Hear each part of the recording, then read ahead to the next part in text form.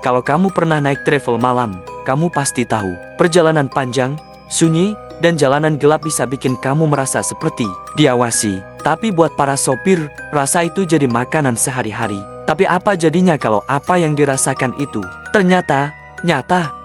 Malam ini, kamu akan mendengar 3 kisah nyata dari sopir travel malam yang mengalami kejadian di luar nalar. Dan setelah menonton ini, mungkin kamu gak akan pernah lihat jalan malam dengan cara yang sama lagi.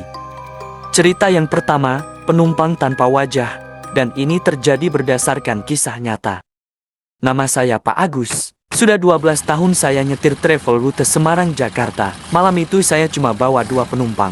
Seorang ibu-ibu duduk di tengah, dan seorang gadis muda di belakang. Di kilometer 293, saya sempat melirik kaca spion. Saya sempat bingung. Gadis yang duduk di belakang, wajahnya seperti kabur, seolah tertutup kabut, padahal mobil dalam kondisi terang. Saya berpikir, mungkin saya capek, tapi makin lama saya lihat, makin gak masuk akal. Gak ada detail wajahnya. Saya mulai membaca doa, tapi begitu saya lihat lagi ke kaca spion, ibu yang duduk di tengah sudah tidak ada. Saya panik, dan rem mendadak, tapi begitu saya lihat ke belakang, dua-duanya sudah tidak ada. Saya langsung tancap gas ke rest area terdekat. Waktu saya berhenti, saya langsung buka pintu belakang, kosong. Tapi, ada satu hal yang bikin saya gemetar.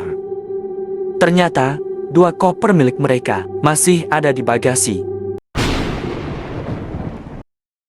Cerita yang kedua, datang dari seorang pengemudi freelance, yaitu rute yang tidak pernah ada. Saya sopir freelance, biasa ngangkut penumpang lewat aplikasi. Suatu malam, saya dapat order dari Pak Wiryo. Lokasinya jauh di pinggir kota Yogyakarta. Waktu saya sampai, yang keluar seorang bapak tua pakai jas hujan lusuh, bawa tas anyaman. Ke Jalan Kenari, Pak, katanya. Tapi waktu saya buka GPS, Jalan Kenari nggak ada. Bahkan saya cari manual pun nihil. Tapi dia ngotot, katanya itu deket Sawah Lama arah barat. Karena udah malam, saya ikutin aja. Jalan makin sepi, sampai akhirnya kami masuk ke jalan tanah.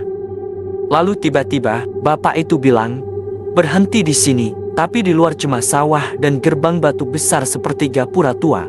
Dia turun, dan hilang. Saya keluar, panggil-panggil, gak ada jawaban. Tapi waktu saya lihat ke jok belakang, ada 1 tas anyaman, isinya bunga, dupa, dan segenggam tanah merah yang masih basah. Dan ini, cerita yang ketiga membuat bulu kuduk merinding. Ada yang duduk di samping pengemudi. Waktu itu saya habis narik penumpang malam ke arah Bandung. Balik ke Jakarta saya kosong, jadi bawa mobil sendiri.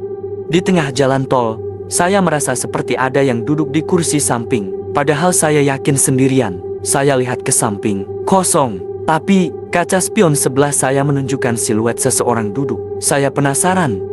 Kemudian saya berhenti di pinggir jalan, nyalain lampu dalam mobil. Gak ada siapa-siapa. Tapi waktu saya lihat kaca jendela luar, ada tulisan embun dari luar yang terbentuk sendiri, antar aku pulang. Wah, saya langsung bergegas melanjutkan perjalanan. Karena menurut saya ini sudah tidak masuk akal. Ya, jadi itulah 3 kisah nyata yang dialami oleh driver malam. Buat kamu yang pernah naik travel malam, ingat, mungkin kamu cuma lihat sopir duduk sendirian di depan. Tapi kadang, dia gak benar-benar sendirian. Jalan malam menyimpan cerita yang gak semua bisa dicerna logika. Dan ini, baru 3 di antaranya. Masih banyak cerita menyeramkan. Nantinya akan saya ceritakan di channel ini. Tolong dibantu subscribe channel, like, komen dan share channel ini jika kamu suka.